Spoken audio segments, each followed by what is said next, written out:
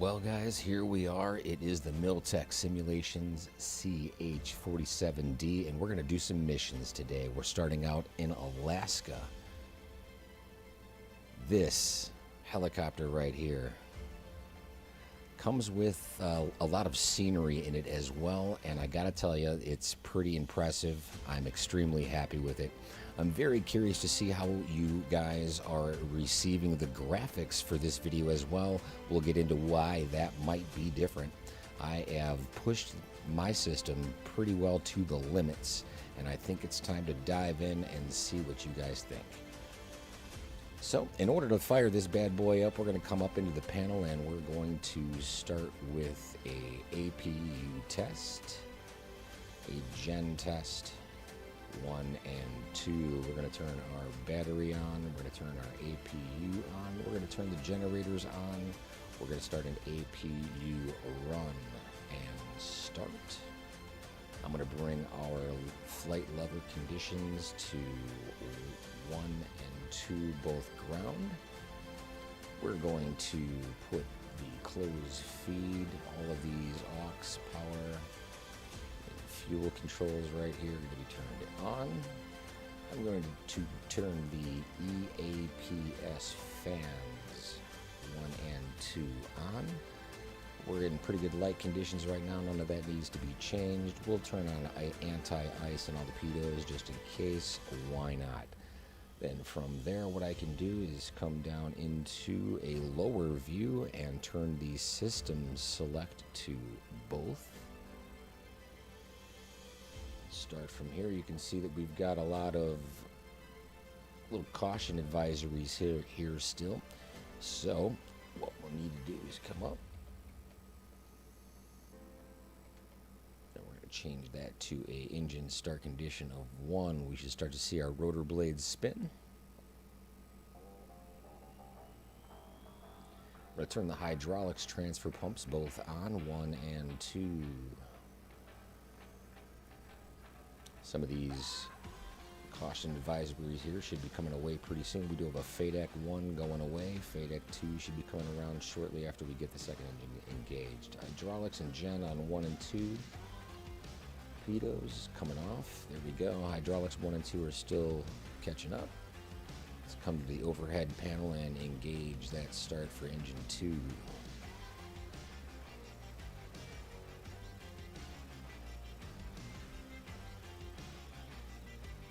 See our numbers coming up.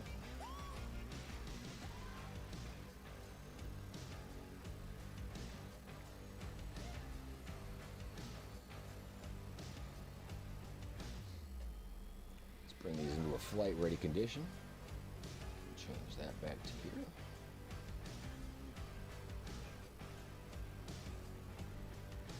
Gotta tell you, the inside of this aircraft looks really good. I'm curious to see what you guys think of the quality of the graphics on this one as well. As you know, if you've been following the channel for a while, I've always considered getting a duplicate 2080 Ti graphics card because my specs right now are not all that impressive, but you know, it is a 16-core, 4.4 gigahertz Ryzen Threadripper 2950X, 128 gigs of DDR4 RAM on a 2080 Ti. However, I did find a duplicate of that, and I had it delivered and didn't even install it because it came damaged. I didn't install it, but instead I got the LG Ultragear 27-inch 240 hertz 1080p monitor. So this is a 1080p monitor pushing these graphics out right now, which has actually allowed me to really pump up the graphics quality. And I don't know about you, but I think the textures and everything like that for this are really looking pretty decent. I mean, inside of it, it does look a little bit blocky when you get close, but there's certain aspects of it that don't, you know what I mean? I'm thinking having a higher megahertz monitor is probably going to be more important even so than having a better graphics card. Make sure that your monitor is pushing out the kind of frame rates that you want Right now I'm looking at around 36. However, inside of my settings, I've got this thing pushed to its like max. You'll even notice the AMD fidelity sharpening has been pushed up to a value of 200. I have a 1920 by 1080 aspect ratio. I'm using the DLSS in quality mode, and everything is being adjusted. The terrain level of detail I've got all the way up to 300. Ultra is well across the board. Everywhere high is available as a limit, that's where it's set. But right now I'm able to do this in ultra configuration because of this monitor. So if you're worried about your frame rates, maybe think about your monitor system instead. Yes, I sacrificed the 4K quality. However, at the end of the day, I'm extremely happy with the performance of this monitor, and I'm only using it for this simulator. I still have the 4K across on the other side, and it's working out extremely well. But I dye the grass. We're going to dive in. Let's see what we got. So the iPad that comes with this right here has obviously several different options where you can manipulate the map. You can check your load out, and this is pretty awesome because you can go either with internal payload or external payload, and they have several different options here. You can see 6 with the Humvee, UH-60, the boat, the bucket, the UAV, and even nets. So there's quite a bit that you can do with this aircraft. You can check your fuel load, the checklist for the aircraft's startup and takeoff procedures, and then we get the mission sets, which are, well, we'll get into this, but there's 4 different varieties of missions that you can do with this. You can operate the doors. We're just going to go ahead and open up absolutely everything. We're going to extend the top. We're going to put the ramp out to full, and we'll slide full. And we'll come outside of the aircraft here and just look at some of these simulations. See what we get with this aircraft. I mean, it's actually a fantastic model. I'm digging it. This thing is very, very well done. Obviously, it comes in multiple variants. And I want to mention that I am not an affiliate or anything like that. I am merely just enjoying this product. Let me know if you guys have it or if this is something that you may be interested in. And I will point out that it is unfortunate that this is not available inside of career mode. And hopefully Miltech and Microsoft are able to come to terms with that, or some improvements are made later in the future to get this into the career mode, because the flight model of this aircraft compared to the Blackbird one, I believe, that comes with the simulator, or yeah, it's just, this is superior. This is a wonderful aircraft to fly. So we're going to come back into this right now, and we'll just close up all of our doors. There we go. And we're going to come into our first mission set, and we're going to conduct a little bit of a rescue in Alaska. It is a roadside rescue, and it gives you all of the instructions on how to conduct that mission. So what's important with this is that you incorporate the regular EFB into your mission set. So we're going to come in and kind of just read it, and it says take off from Bryant Army Airfield heading towards waypoint WAPRU. Use the handheld GPS EFB config tab to enter the flight plan. Right, so you're just going to start right there. In the upper left hand corner, you're going to come up into the flight plan options, and you'll notice that it doesn't really have a ICAO code for Bryant. So in order to launch this mission, you kind of have to know where that is to launch, right? Wrong. So what I can do is actually come in and hit launch at the bottom of this iPad, and it is going to start that mission regardless. However, let's put in a flight plan because we know where we are. We're in Bryant, Alaska, and that is ICAO code of PAFR,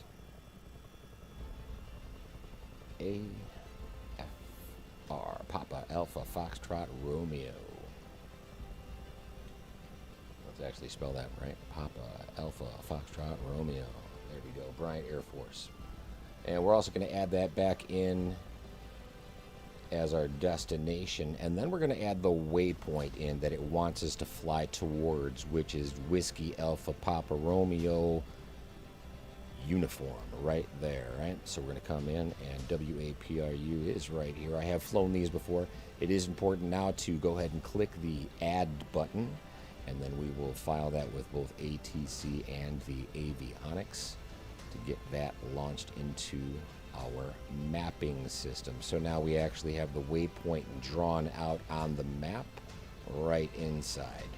It is a little bit of a haul to get there, but I think we're going to find out what some of the graphics package has to offer and see just what we like about this. What do you think?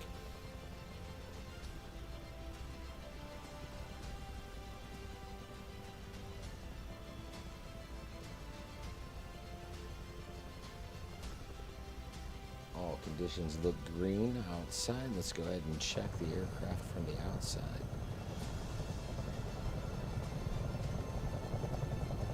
Looks delicious out here in Alaska today. There we go, back inside.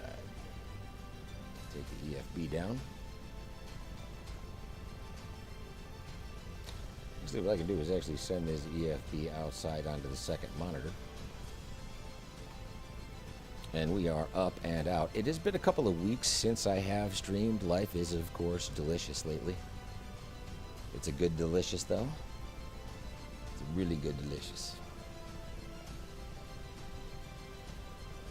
Currently running this and 100% like ultra settings across the board, and even though it's not visible on the monitor right now, I can see that it's running at around 35 FPS.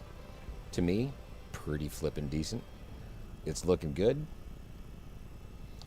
The coloring does look a little bit orange, but I think with some modifications to the setting on this LG Ultragear, I think I'll be able to get a good, I like it. It is only a 1080p monitor. However, it's really improved the stability of performance for the simulator. So this video is not only about what this Chinook can do. If you guys are running a lower end graphics card and you're trying to get better performance, what you really need to consider, honestly, is a 240 hertz monitor. I'm a big fan of this one, personally.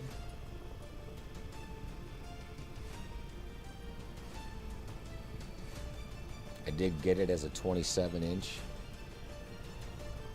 And I'm running the DLSS.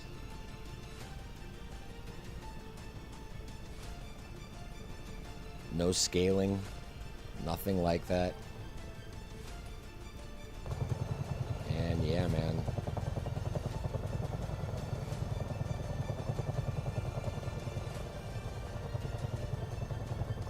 Flying in 1080p isn't that bad.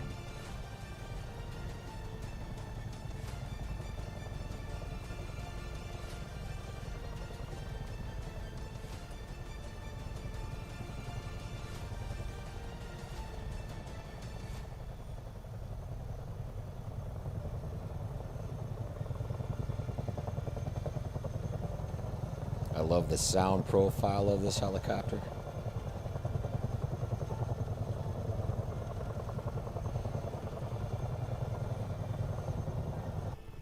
This thing is pretty fantastic.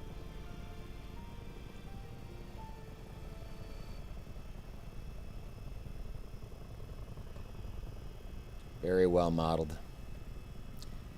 And compared to the aircraft that's actually shipping with it, as in Microsoft 2024, I mean, this thing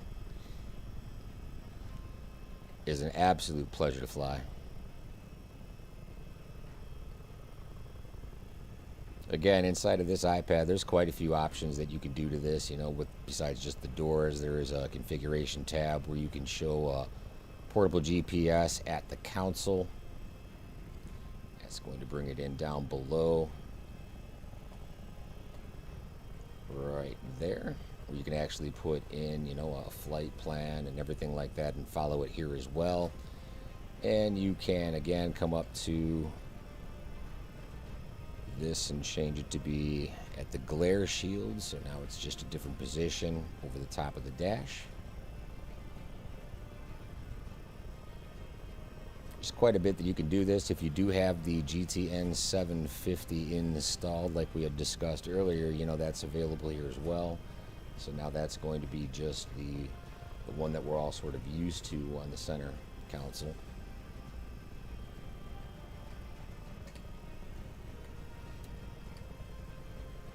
And so far, there's just more things about this aircraft and mission set that I like that I don't. There are a few things that I am not really, you know, totally impressed with, but I believe that this is actually an aircraft that is worth it, especially with them considering to hopefully bring this into the career mode aspect, but it's not available yet.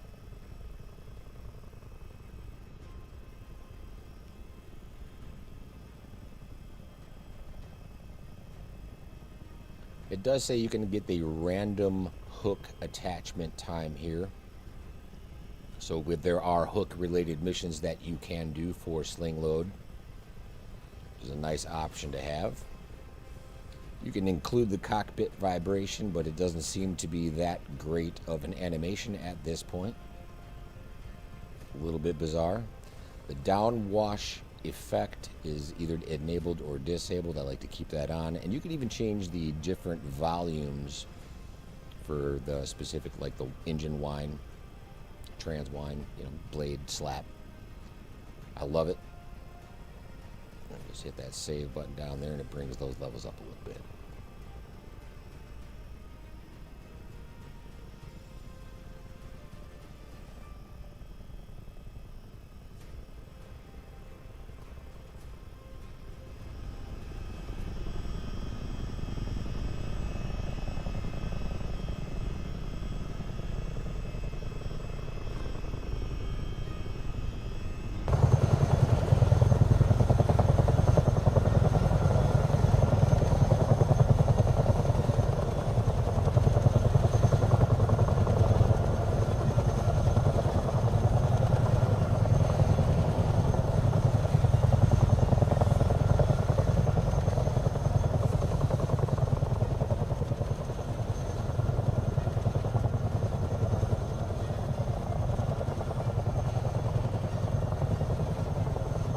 Great flight model.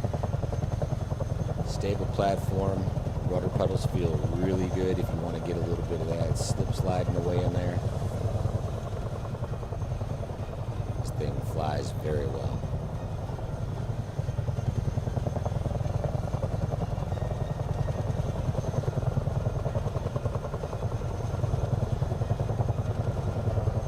We are starting out with the roadside rescue today, but we're going to dive into quite a few things with this aircraft. I think we're going to wind up going out to the desert. Maybe visit Camp Resilience. Go to the open seas. And we're going to check out what this thing can do on an aircraft carrier, maybe a Nimitz class, something along those lines. Miltech has got quite a few options available that do sort of come with it to a degree. I mean, they are separate purchases, but absolutely worth it. I think what they're putting into these products is extremely well done. It would have been nice to see it available in career mode, though, I will say that.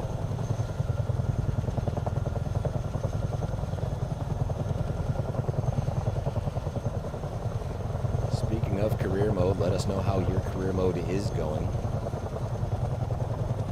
Mine's going pretty well. The missions I've been flying the most of have actually been the offshore hoist missions. Very easy to accomplish.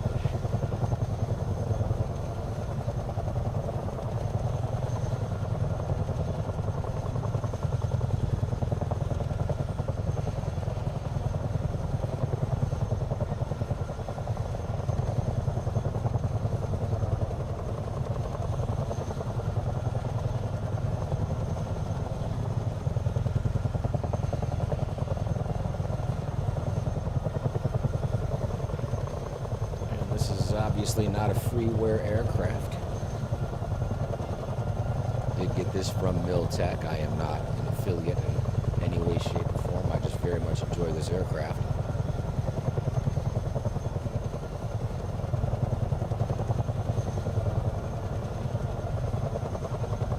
And these ultra settings right now are, this is pretty glorious, I have to say.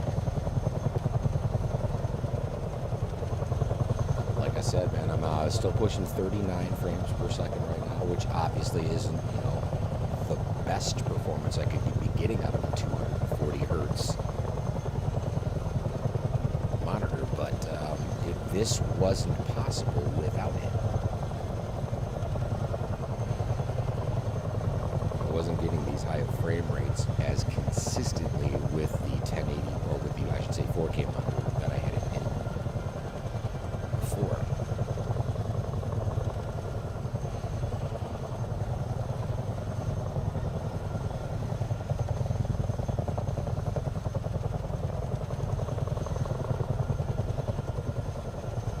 It's looking real good.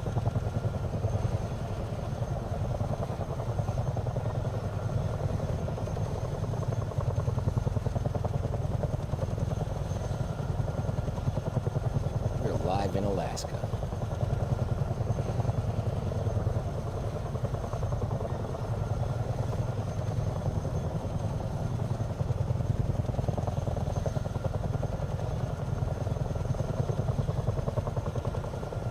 For those of you that have been following the channel for a while, I really do want to know what you guys think about the difference, if you can notice a difference in the quality of the video at all. I'd be very interested to hear what you have to think.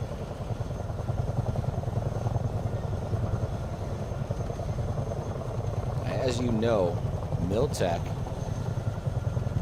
is coming out with this bad boy, the MH60, real soon, and that is expected to be a career mode capable aircraft. So we're absolutely looking forward to that. But what I got with this is actually the Super Carrier group, and there is a Super Carrier Pro that comes with it. I believe it's something like an additional $12 or something along those lines. Don't quote me on that, but I believe it's actually worth it because it not only comes with moving locations, but it also comes with statics. And there are different options available for those aircraft where you can actually use the ramps and elevator systems, I should say, on those aircraft carrier. And you can go down in the storage. It's pretty fantastic.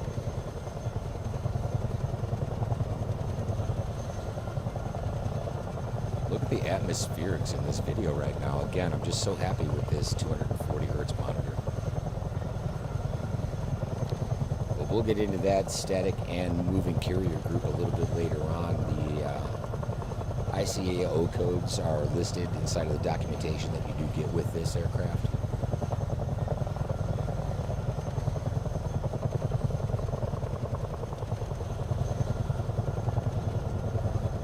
This thing is a pleasure to fly.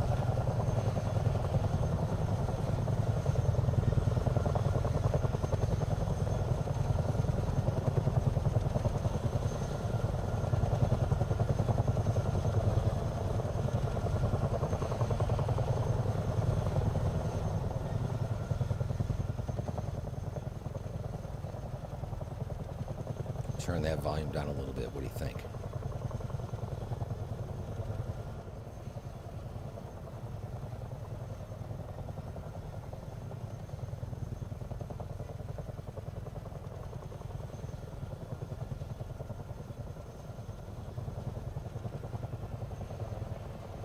Welcome to Alaska in Miltech Simulations Chinook. Currently on a mission to do a roadside rescue event.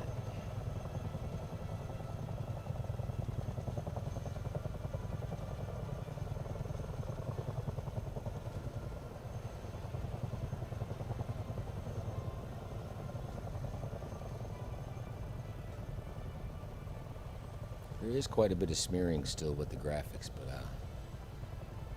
I gotta say, it's looking real good.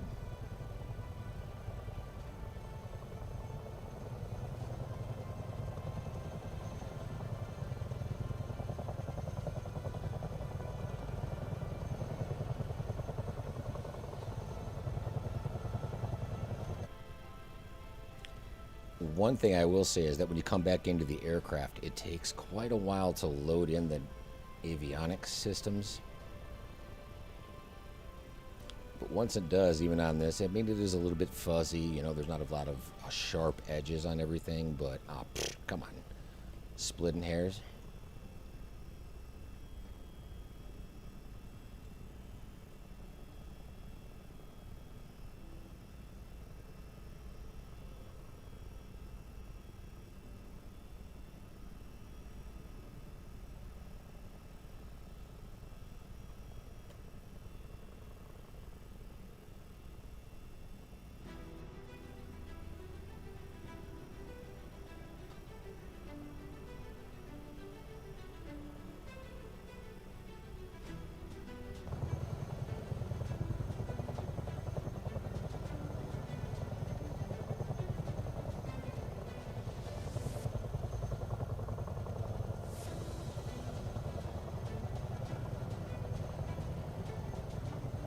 What I do like about this is that there is some distance in between your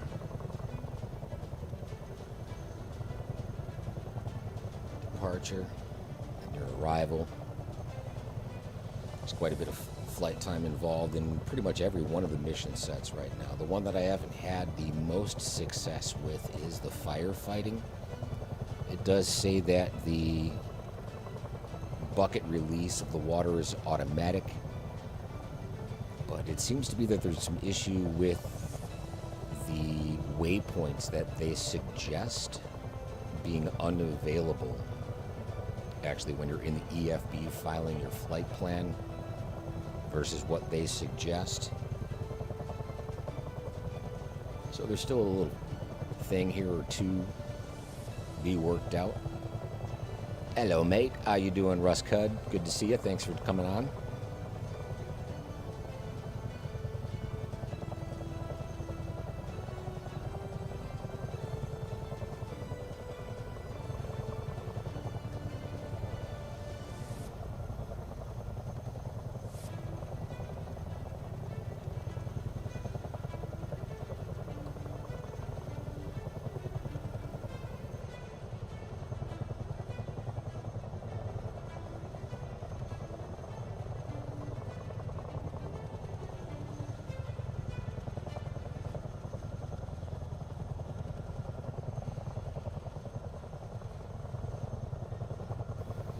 Absolutely, Russ Cut. There are still a few things to be worked out, but you know, this is a great start. It's a great start.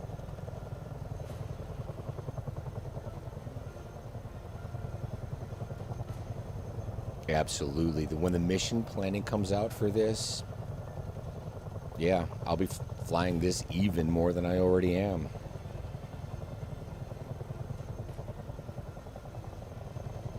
The mission planning really does add a great aspect to it.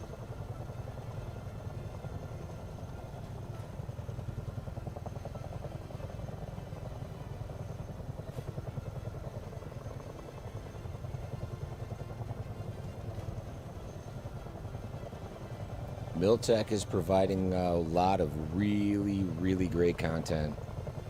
The super carriers that they have involved and the different classes that they have evolved for these, you know, again, it's a static carrier group and then a moving carrier group as well. I mean, look at all of these ICAO codes.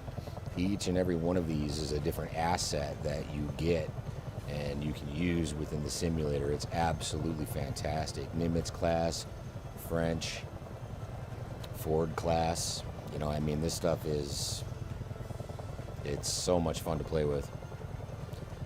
Yeah, love it. But the MH60, the paint schemes on these so far that I've seen in some of their screenshots and such look really good. And you can see that they are actually testing this within the simulator because of the little downward facing area at the top center of their screenshot. That is live from in the simulator, and I love to see that. Makes that so much more real. I'm looking forward to that.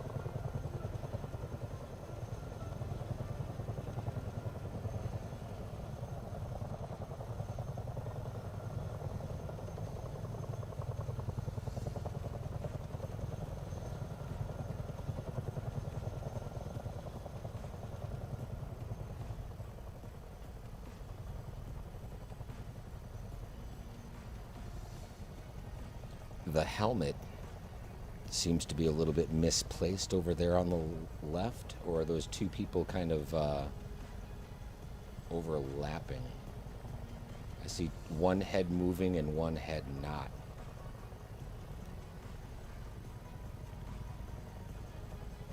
Yeah, in Premium Deluxe, oh, I just crashed. Paying attention to the hilarious. That's flippin' hysterical. Yeah, the Premium Deluxe version I do have. I have flown the Chinook in that version, obviously for career mode and such as well. I think that's actually done by Blackbird Simulations. I could be wrong on that, but this chopper is so much better. I'm curious if our EFB still has our mission set or if we've lost it. Oh, it still says it's active.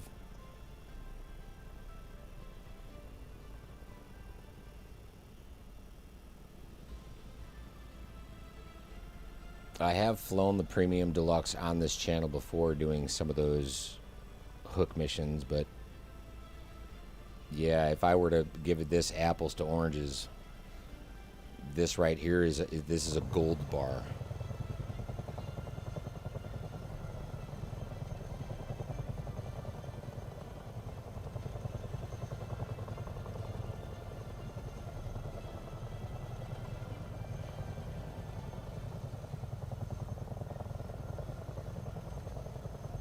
Mainly because of its rudder control system.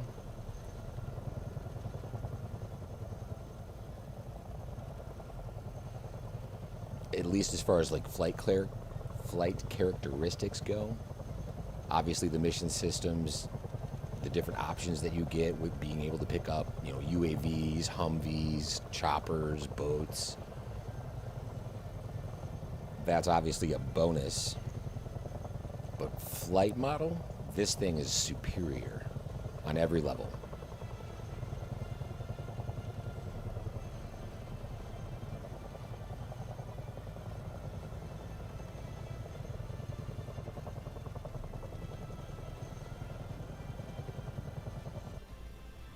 Again, when I do come into the aircraft, all of those gauges take quite a while to load in, even though it's a downloaded aircraft. Right? This isn't sitting in my marketplace.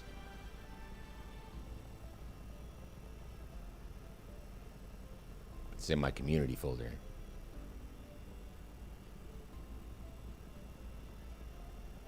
Follow along on the map.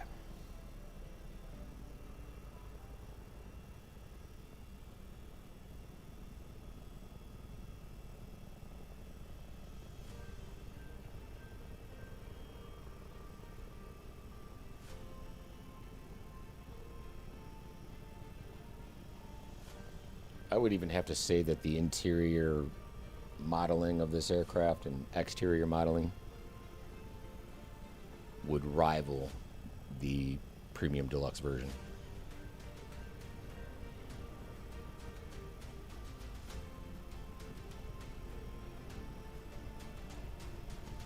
It's a beautiful aircraft.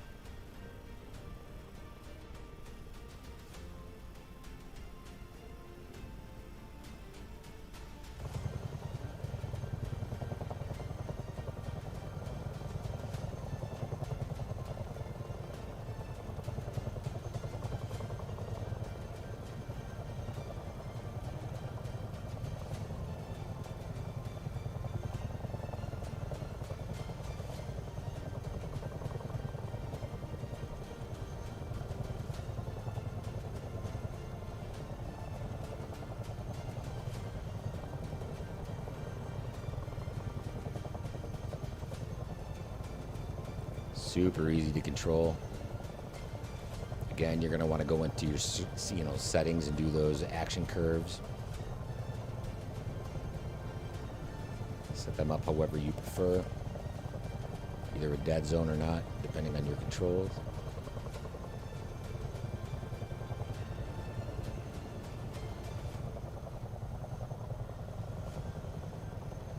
I'll take the Miltech version all day.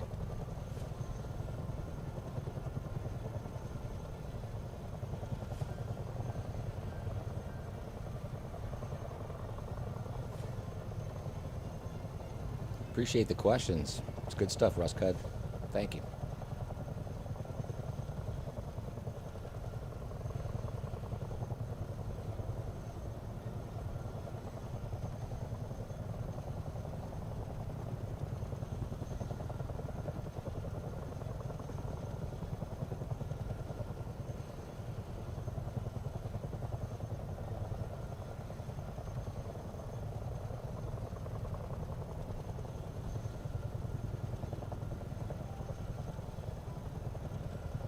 We can, even while we're doing this in flight.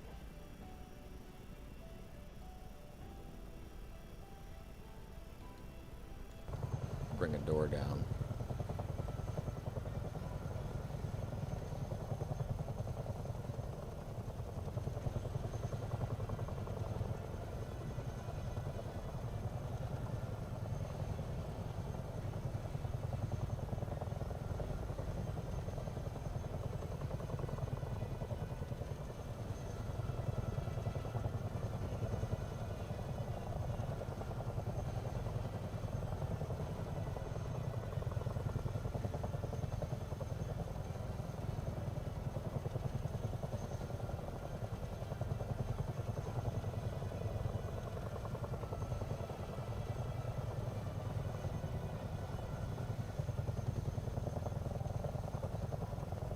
Great looking model.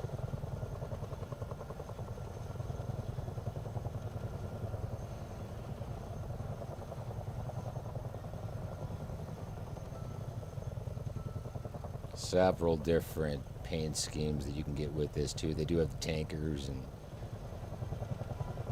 the sling load is a little bit broken at times, but yeah, man. This thing's great.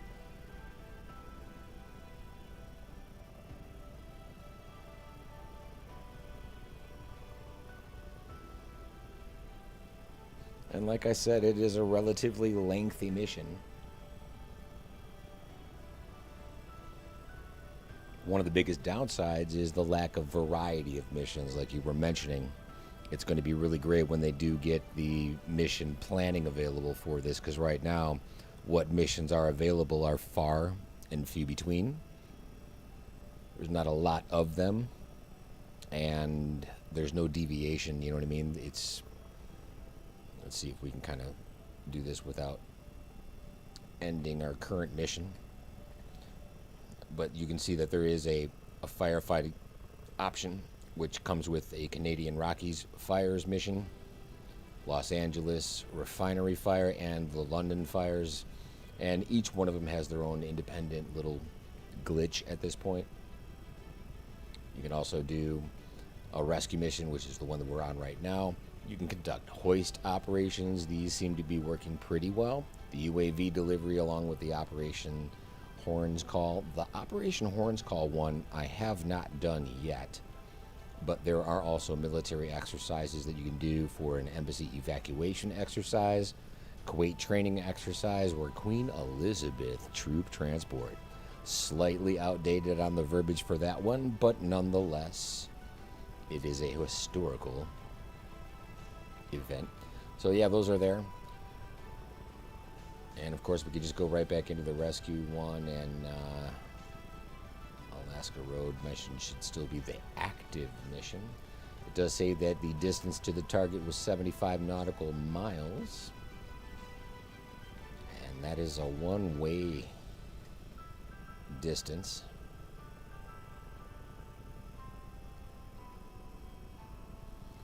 And the biggest knob to get used to, like control surface wise, is going to be this one right here called tandem, right?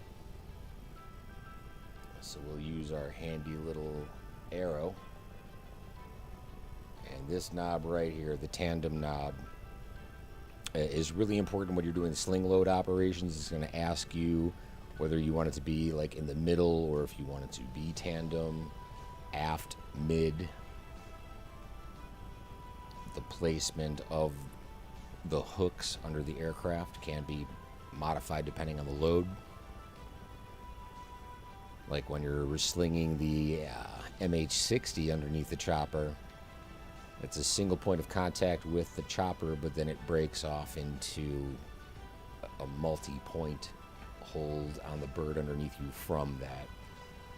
Right? And each mission set has its own placement of your hook, which you control from that tandem knob. We are getting pretty close to our waypoint. Show you where that is again right here with the EFB. WAPRU coming up. And we'll just disconnect that one more time.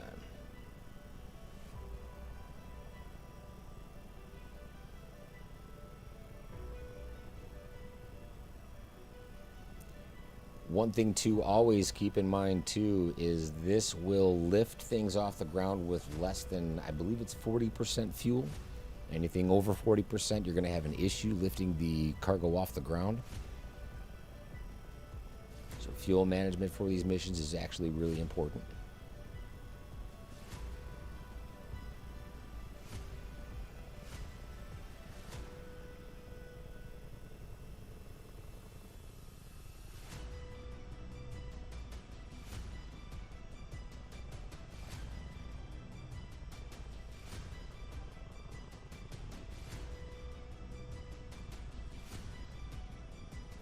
And again, rust cut, man, this thing is hands down better than the premium deluxe version Chinook.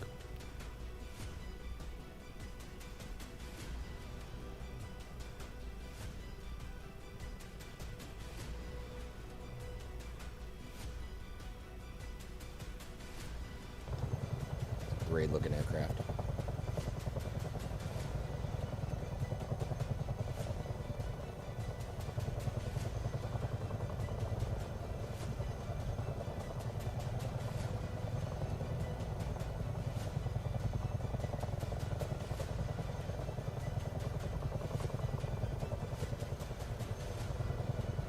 Again, we are live. This is happening right now over the great state of Alaska.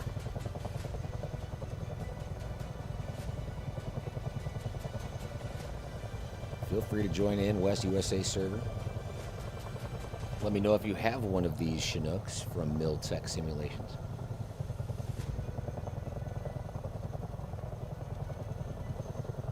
I can start to see smoke off there in the distance.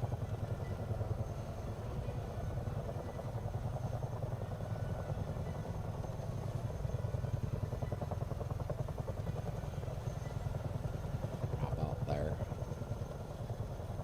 Oh. I can't move my arrow. There it is. There's the smoke.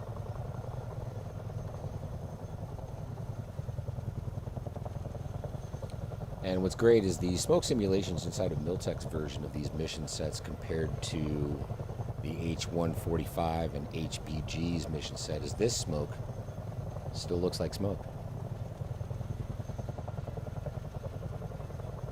Oh, you don't fly them, why not? What are you doing instead? Like mission sets inside of career mode?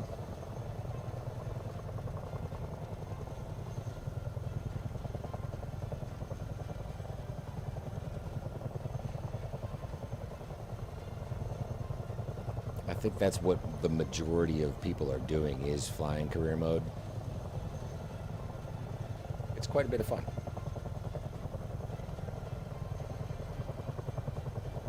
Actually, I'm very much enjoying 2024. I uninstalled 2020 a long time ago. Very nice. Are you doing these search and rescue missions in career mode too, or what's your preference?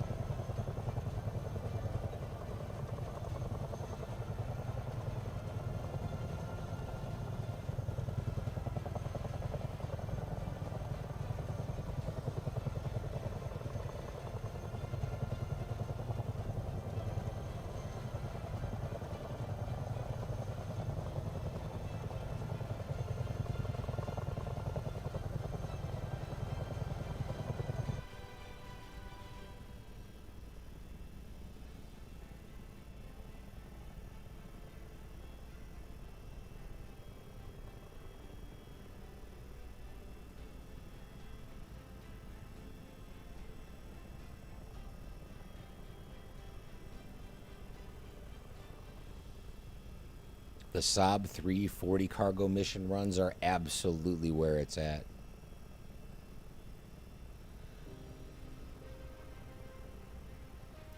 They make great money, and the landings are usually possible.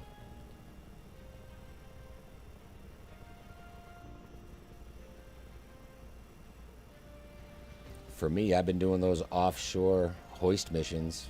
They're just so simple, and it's the same amount of flight time. And I have 44 aircraft in my hangar right now, so the passive incomes are really good.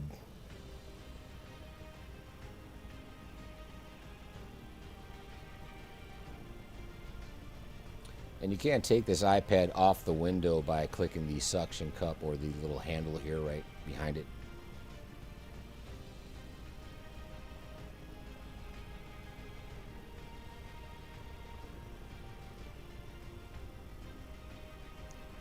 In 2020, you've flown a Chinook a lot for Bryant Industries on your career add-on. Very nice. Yeah, I have never actually had any experience with that one.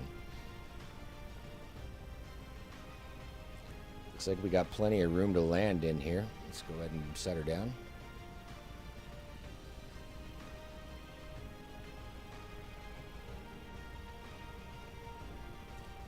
Again, the modeling that they've done is really fantastic.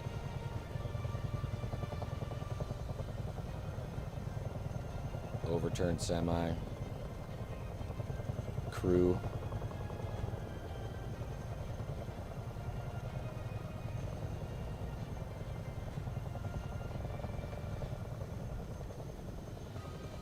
And we'll set parking brake.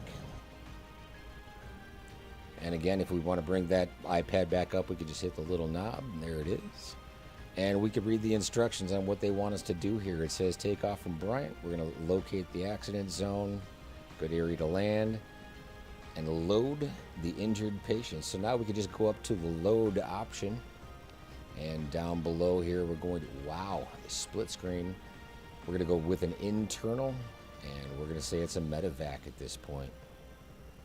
Thank you very much. I enjoy a nice butter landing every time. Again, this aircraft is what makes that easy. We can come back into the mission set right now. It just says to go back to the Bryant Airfield. So now that we have all of these options set up, what we can see is the inside of this is turned into a medevac. We've got some severely injured patients right here. A little bit of blood and gore, but not too bad, right? I mean,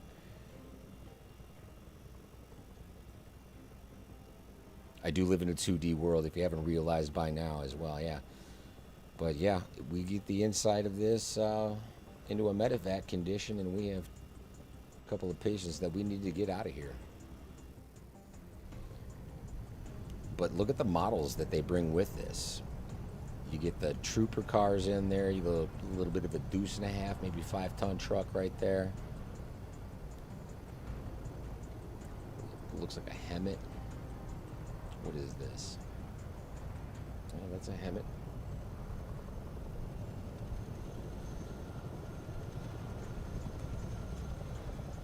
This thing's missing its wheels. The textures on it are extremely well done. It's a little bit blocky, but you know, come on. I think Miltech is doing some great things, man. I'm loving it. Come back into our driver's seat right here. We never had to bring it to an idle condition or anything like that. All we got to do is take off and go all the way back to that base. However, what we're going to do instead is actually come out of this, and we're going to end the flight. And now we're going to take to the high seas just to kind of see what we get when we maybe launch this bad boy from something like an aircraft carrier. I think it's time to visit the Nimitz class. So if I come up into the departure and I type in Echo Mike 07, I'm going to go to Iceland, moving carrier. Now, some of the things that happen with the animation during this are a little bit freaky, but it's great to kind of get this out there in real time and show you guys what this experience is like. It gets a little bit wonky sometimes.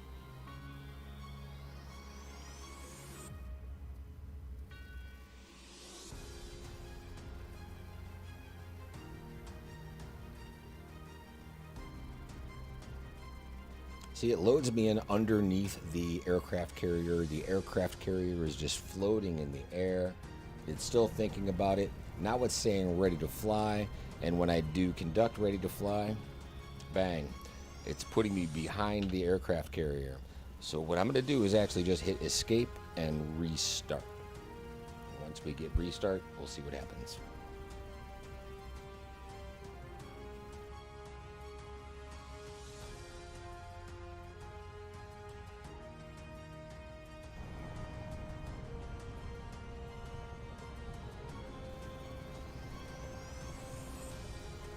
Again, see if we can't just hit ready to fly and go for it, right?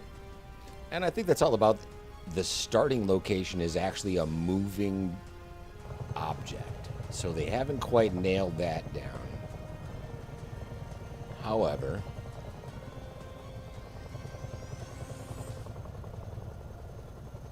there's a few more things wrong with this. Let's see what happens if we actually try to touch down on this thing. Every once in a while, these get, I would say, a little slippery. I do like that there is a little bit of a rock left and forth. Left and forth? What is he? What? But you can see the boat actually sort of rock back and forth. Up and down. But sometimes when you touch down, oh, it's not going to do it this time. Good. Okay.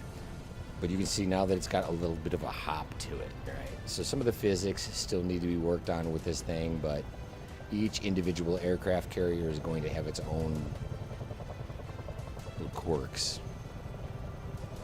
But you can see that this does have all of the launch and recovery capability.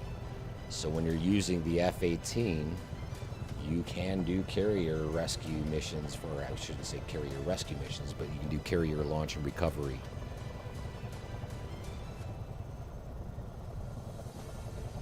Great modeling on board. Yep. I'm not sure if we went with the number 69 because of the name of the boat, or if that's just a good time.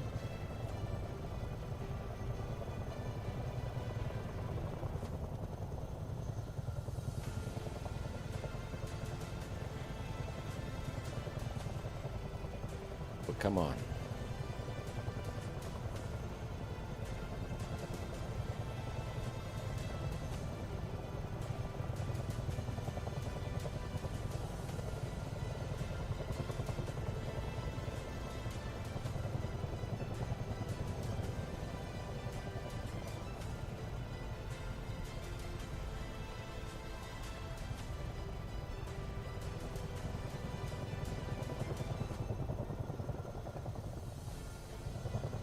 Woo. A little wild on the camera action there for a while. But this and the entire group of ships that's actually out here in the water with me is currently moving through the water.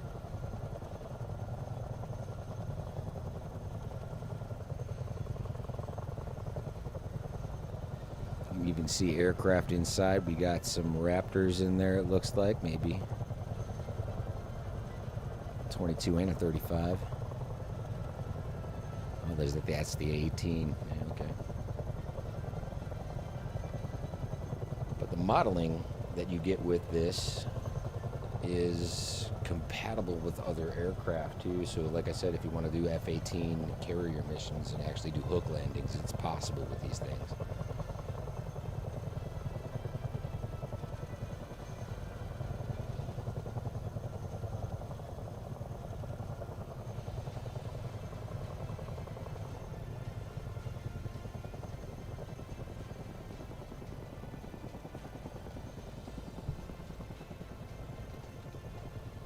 It does look like we have a helipad on the front of this ship and the back.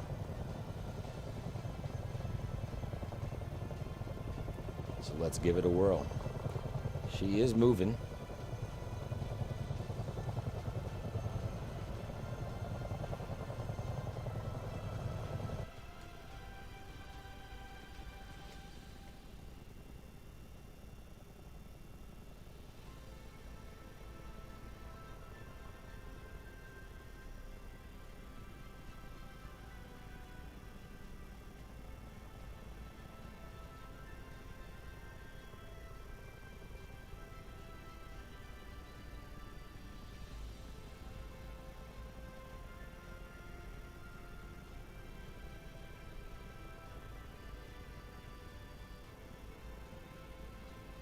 I do like the up and down sensation that you do get from the boat. I am down, brakes are set, and from outside, again, you get that little bit of a hop and skip. It's not exactly perfect, but definitely a good time to be able to catch the back of a moving boat.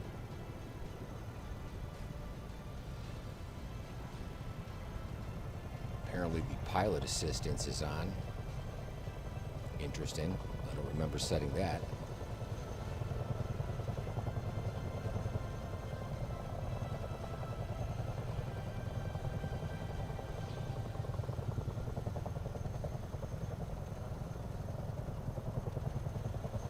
But it's an entire carrier, almost strike group. Maybe a little bit of a small one, but either way. The modeling that comes with these aircraft and add-ons is pretty spectacular.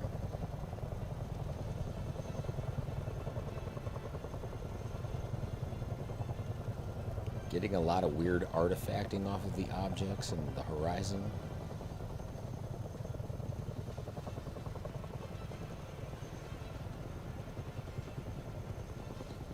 So let's see if we can get funky with this, right? So we're going to come inside of the aircraft here for just a second. I'm going to grab the iPad here, open that up. We're going to look at the door. And we're going to drop the ramp down full. And let's see if we can do something a little bit wild here. Let's take this bad boy down.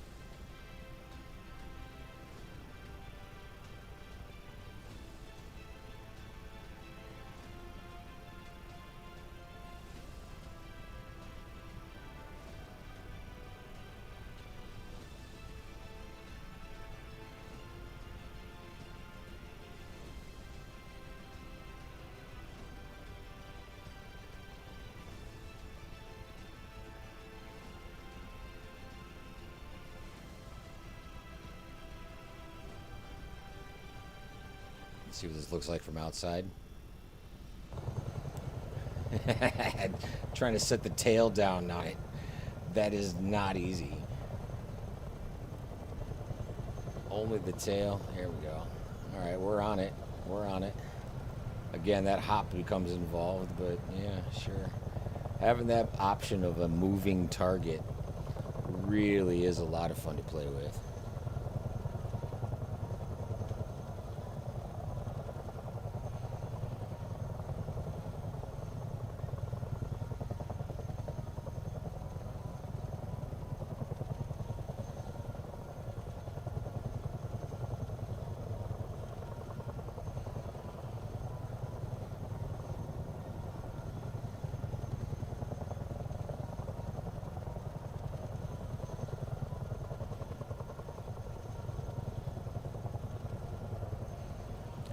So another thing about these aircraft carriers is some of these have working elevators.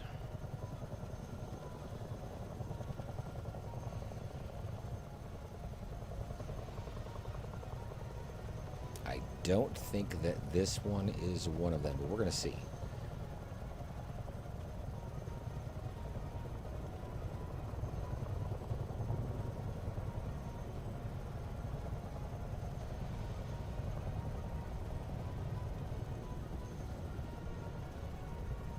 So what you can do now is come up into the option bar on top and you'll get this super carrier option that you can bring down.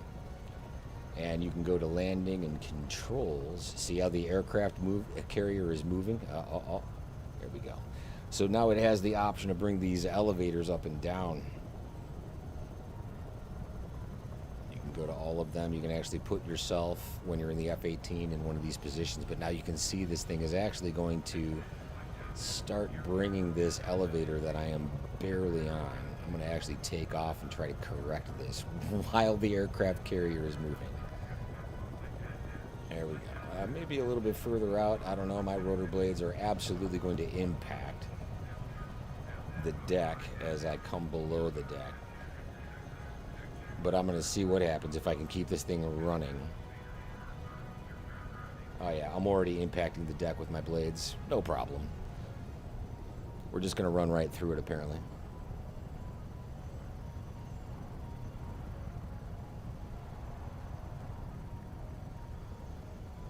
But the animations that they come with these things is actually pretty awesome.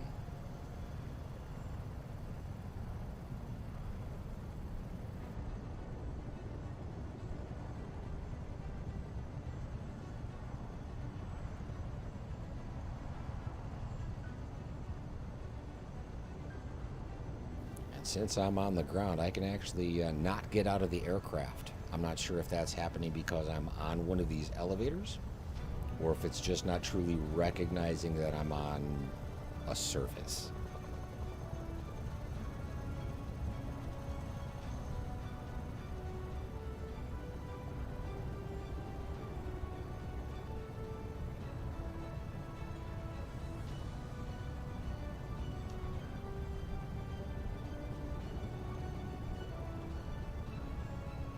Cannot exit. I mean, my parking brakes are on the whole 9 yards, so I'm not sure what the issue is with that just yet. So there are obviously, you know, some bugs to work out with this, but come on.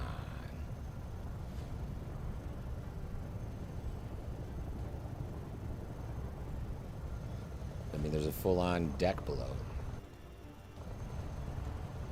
It's fantastic.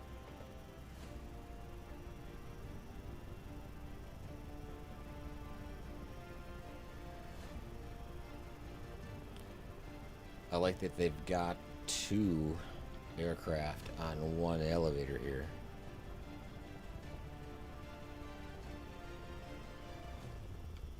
All the growlers up on the decks have got their wings folded.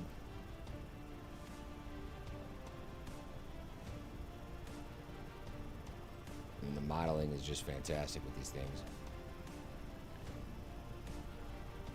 And again, there are more than one of these. So this is one of, again, of the moving carrier groups, but there's also, like I said, the statics.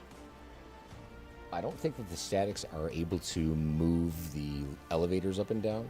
That's only available within the moving carriers. But I think we should go over to maybe like Pensacola, Florida. Let's try the FM01. This is going to be inside of a Ford class. FM01.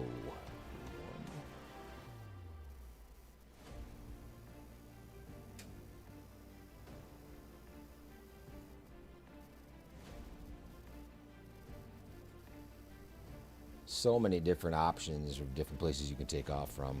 It's really quite fantastic. Again, it's loading me into the water. It's loading me into the real-time weather. So we're going to be in here at night. But now it's actually loaded me on the aircraft carrier. All right. So some of them work a little bit better than others.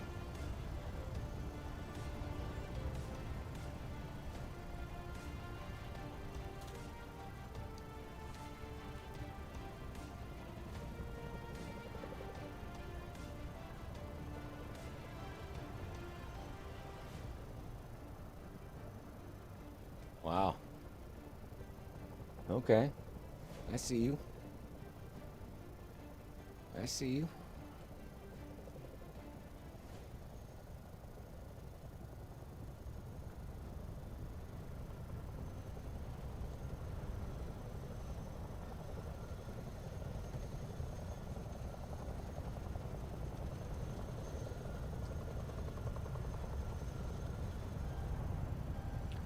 Got them tucked in here pretty good.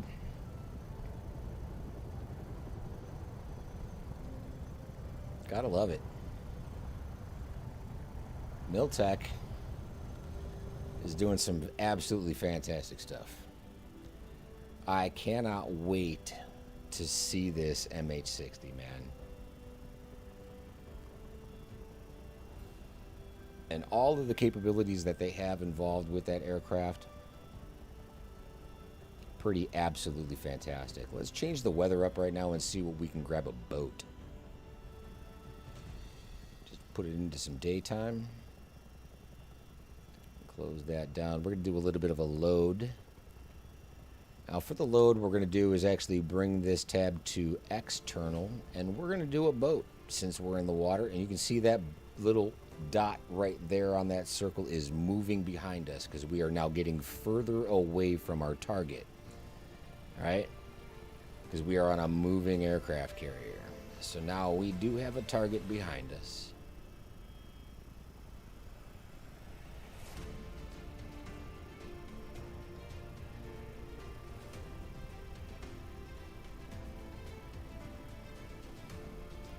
And I'm just going to follow that red dot.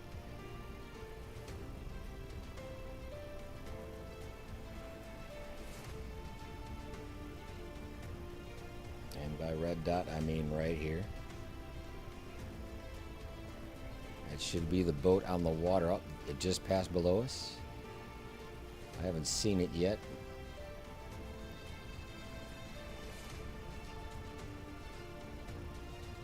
There it is. So now we have this boat deployed in the water that we are going to hook. And you can see on our EFB here, or iPad, whatever you want to call it, there is a gauge for the height.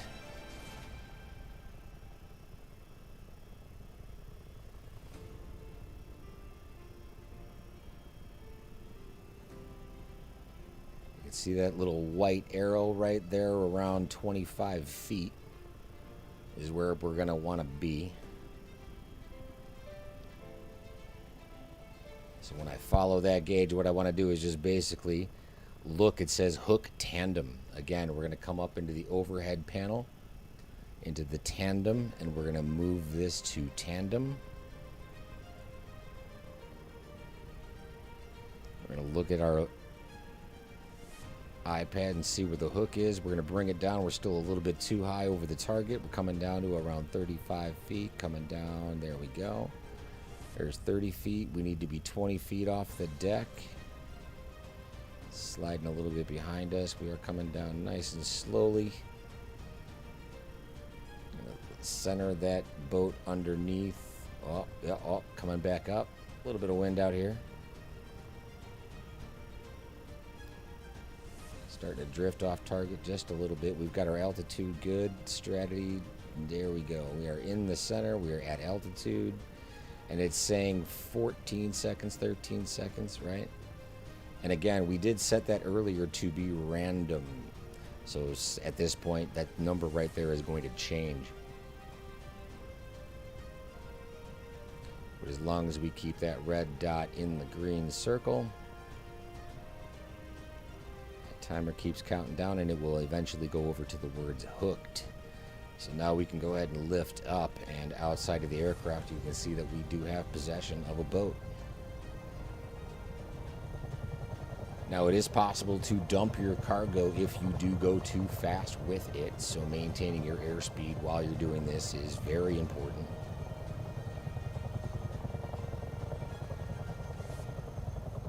But again, now the lift capabilities of this far exceed what ships with the premium deluxe version.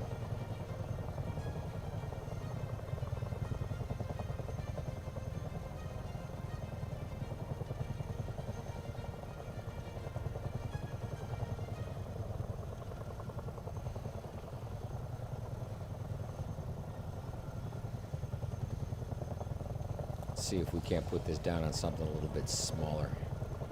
Let's come over here.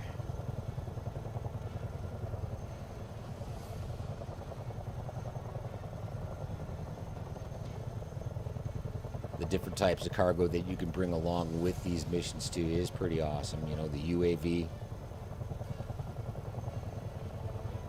the Humvee,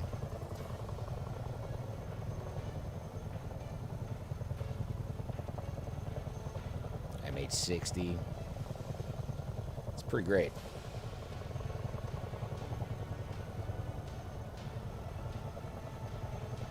Let's see if we can't set it down on a moving target. And what happens to the boat after we set it down? Let's go ahead and put this one up front. Let's put this one in front of the tower.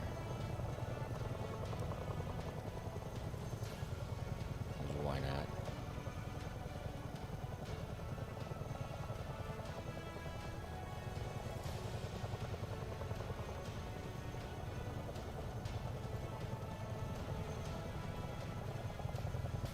Now it's going to look one way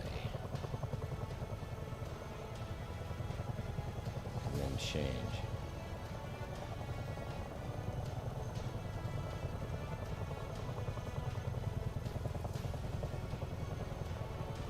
See, it's not letting you drop the boat onto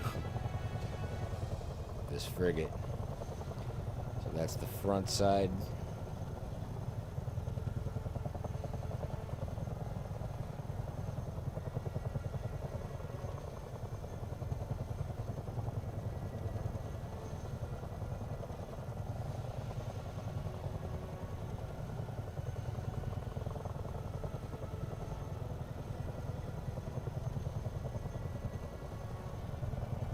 And then the backside will actually accept it. But look what happened to the boat, right? It just sticks to the ground instead. So the boat just keeps driving away, and then your slick boat kind of sticks to the surface. But once you're in there, you know, you can come back in and you can go to, right? If I fly around right now, see how there's no option to pick it up? It does say released. But if I come away from this and just sort of fly around for a bit with no load,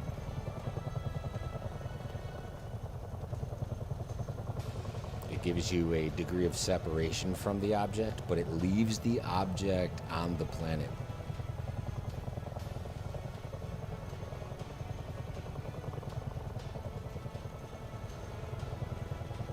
So now you can see it's brought the distance meter and all of the circles back into play. So now I can grab this boat again.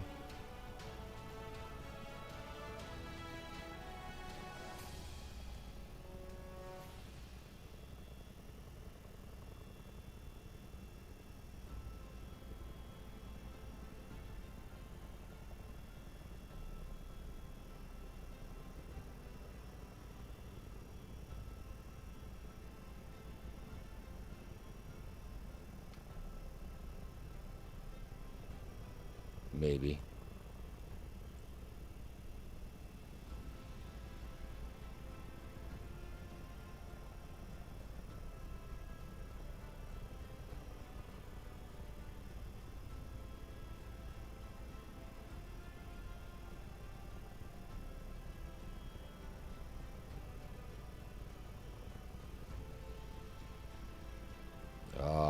Let it go. Back up just a hair. I haven't figured out how to do it just yet, but when you go into the settings and start to play with your custom views, I'm pretty sure that there's actually views available from the cargo hatch underneath the aircraft as well. I have not mapped out any of those buttons yet. Find it to be a lot more fun to just stay inside the aircraft and try to keep that red dot in the bubble.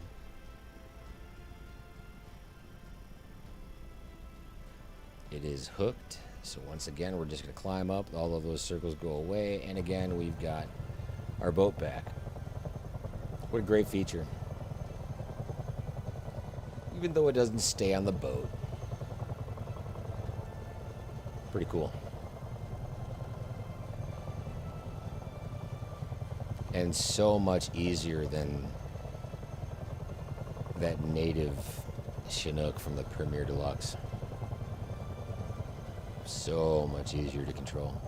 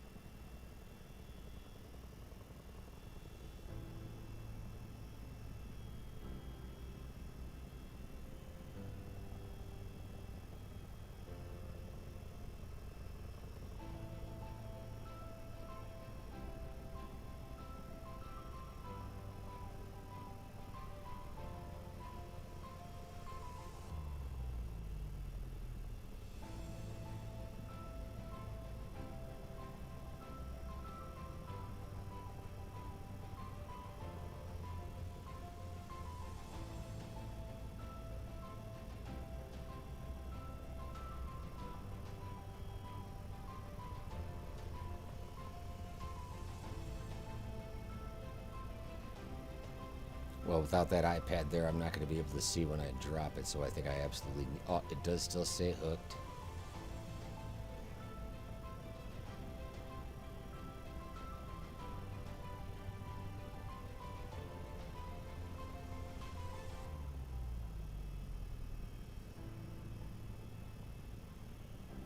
I want to talk about a good challenge. Dropping off a boat on a moving ship from inside of a Chinook.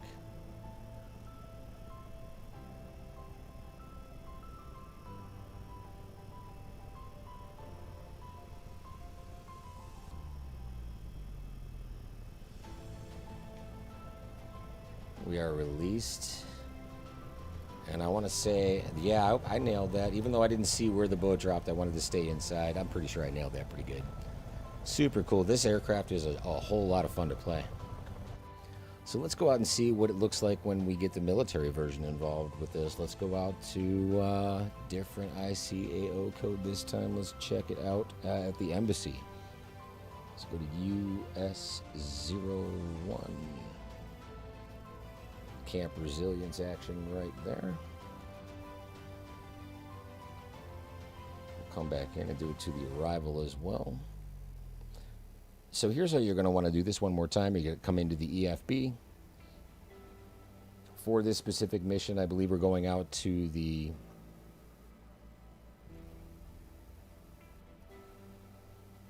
Let's see, here we go. So if we add in a waypoint, now we're going to be going to US03, I believe is what it's going to say. So we'll go US03, and we'll go training grounds and add it to the ATC and avionics, and we'll start that flight.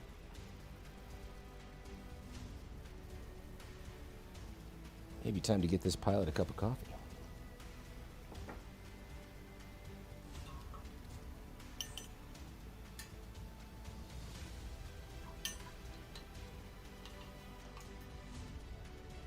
All right. Again, the start of the mission is a little bit weird.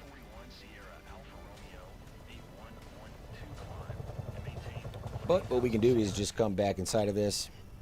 I'm going to come inside of my iPad, go to Mission, Military Exercise, and Embassy Evac. All right. Whoop, whoop, there we go. Right here. And we're just going to hit launch. So now what this is going to do is completely reset everything. Brings it down all the way to a black screen. Sometimes it's a little bit bizarre getting you back on track, this, that, the other thing. But now, here we are at Camp Resilience.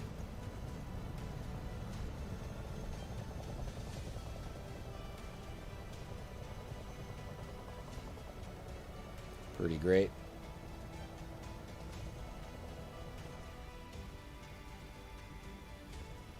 And again, this one's going to have us flying out to US03. So if we bring up our EFB right now, we can see that when we center our aircraft. Doesn't have that information, interestingly enough. It didn't even save our route. So we're going to add in the departure of, again, US01. Our arrival, US01, is still there. The waypoint is going to be US03. Training grounds, add file,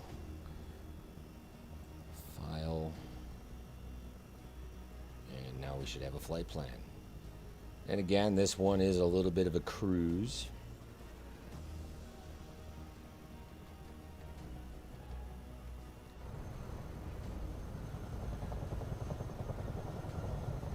Let's see what happens. Let's go military style.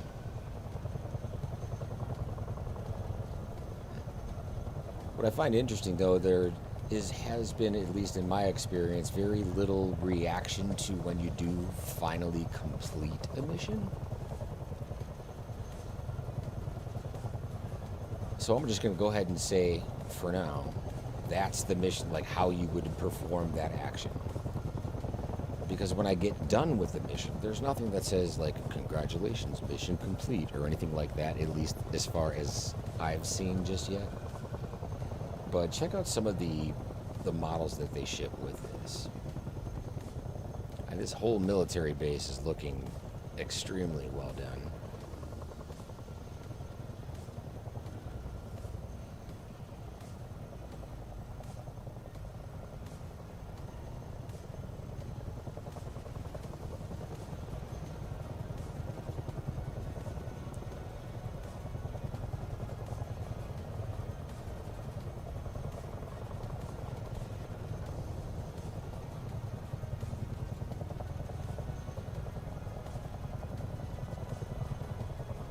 Great.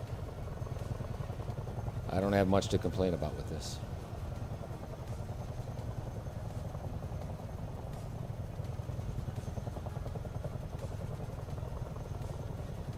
Like I said, I'm not an affiliate. I am here merely to show you some of the opportunities that you do get with inside of the Miltech Simulations CH47D.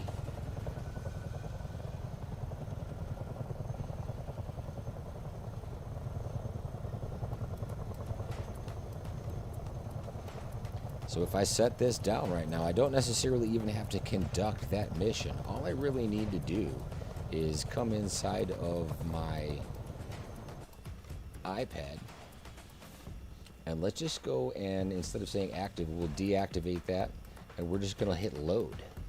So now what I can do is actually come into a external load, and we'll say Humvee. And you can see that it has actually dropped a Humvee on the ground over here for us to pick up, and we've got the red indicating dot. It's showing that we need a hook in a tandem configuration. So again, we're going to come over to our tandem dial and change that to tandem. That red flashing goes away, and now we can just lift off, get into our appropriate 25-foot hover. Slide on over to it.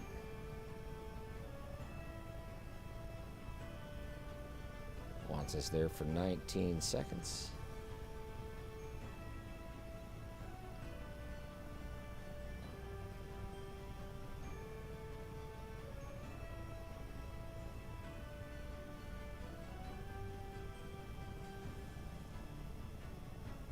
And we are hooked. I'm going to bring it up a little bit. There we go. Now we've got ourselves a Humvee. And what's great is I can actually bring this over somewhere else on the base and put it into like a parking spot and just continuously move this little thing around.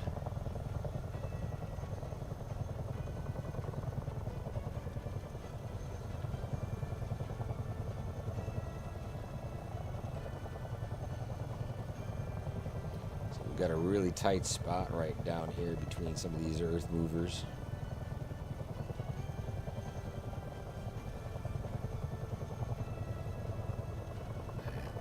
These are buffalo or not. Let's see if we can drop this Humvee down right in between here.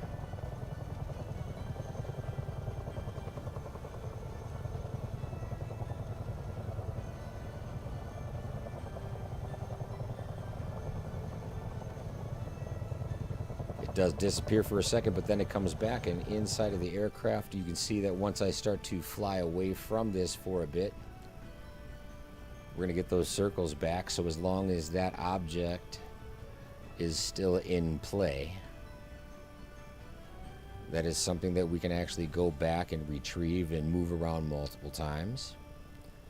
Or let's say, for instance, I want to land again. So what I'm going to do is actually put this down on this helipad here, but I'm going to go perpendicular to the other aircraft. Because when you drop these items on the planet, it winds up dropping them off 90 degrees to your 9 o'clock. So if we bring this down on the pad right now, I'm going to change this up, and we're going to go into this and say UAV, unmanned aerial vehicle, is now going to be dropped off, and you can see that that is delivered to our customers inside of a nice little crate. Now we can go and just again bring this up. This has got a different elevation. Now it's looking for 30 feet AGL. We'll slide that over.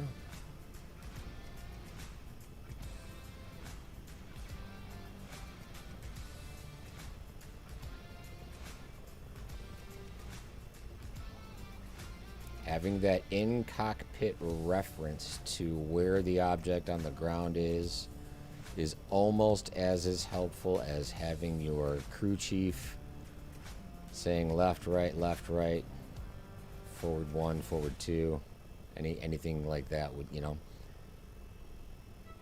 Why doesn't this exist inside of career mode? It seems like such an easy thing to accomplish.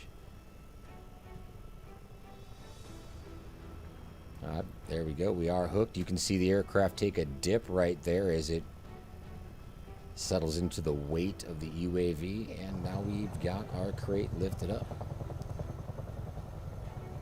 And we can send that somewhere else, long haul or not. But let's see what happens again, like I said. So if I start to take this and get a little bit aggressive with it, and we just full throttle, and we're trying to get to our destination as soon as possible, what's going to happen is eventually when our aircraft reaches a speed,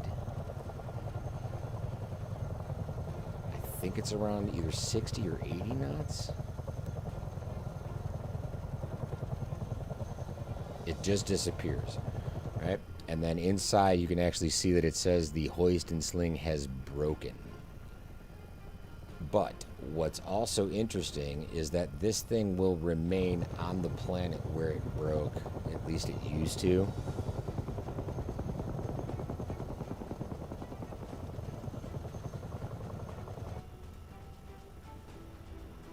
So you can technically go back and try to find this crate on the ground.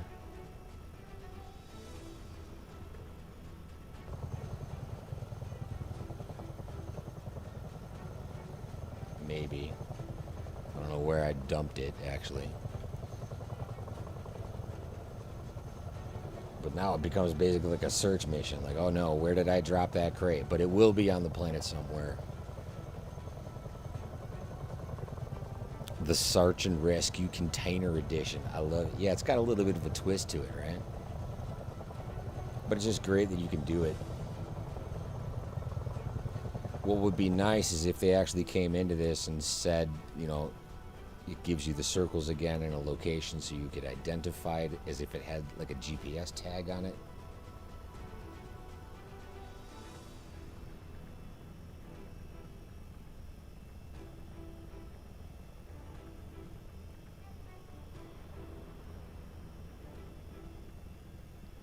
Or what you could do is literally set down anywhere on the planet. Be like, all right, so what? I broke my hoist. I can't find it. Like the United States would do. We're just going to go ahead and leave that equipment there. Commentator clears throat. I can come back in and let's just go ahead with a UH-60 now. So now what we've got on the ground over here to the left is a Blackhawk. All right. Come up on top of that now.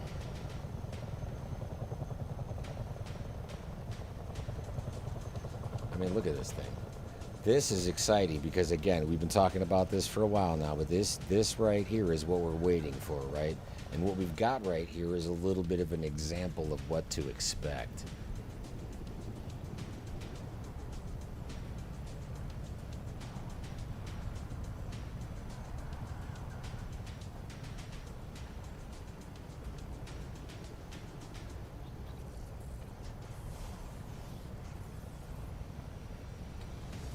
This is just fantastic. Super fun to play with. Ladies and gentlemen, I hope you enjoy the Miltech Simulations CH-47. This is an absolutely fantastic aircraft to fly. I've had a lot of fun tonight. Thank you for joining in. Russ Cud, thanks for all the questions. I appreciate you being here. Ladies and gentlemen, it's been a blast. It's been a ball. That's it. That's all. And I will see you in the next one.